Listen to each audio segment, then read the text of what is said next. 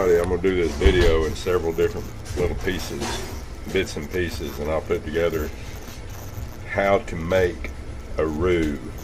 You can see I've started melting butter. So all it is butter and flour, and you start to make a roux with butter and flour. After you make the roux, it can be used on thickening agents for gumbo, or maybe some kind of white mother sauce, like what I'm making right here.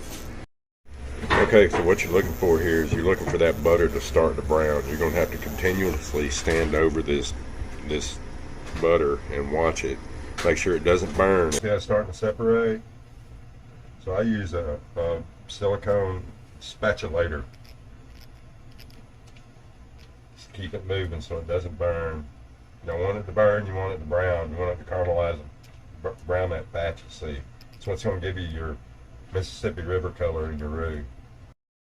Okay, you may be able to see how this has started to brown. Very important step. You got to keep this moving. If you don't, it will burn. I'm going to turn the heat down, and I'll give you a good picture of this, because I got to keep stirring it.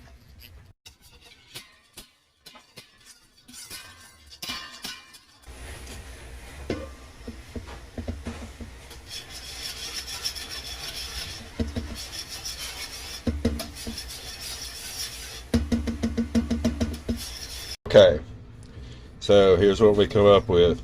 You can see as this roux cooks very, very slowly, you see how it's tracing? It comes back around and kind of fills in. We've had success with our roux. I'm going to take it to just a little bit further down and see what I can do with it. And like I said, I wanted you to get a peek at this and see what it looked like. Really nice and smooth. I wish I had smellophone so I could take, to describe it to you. I just can't describe it to you. It's very nutty, very buttery smelling. It just smells really good.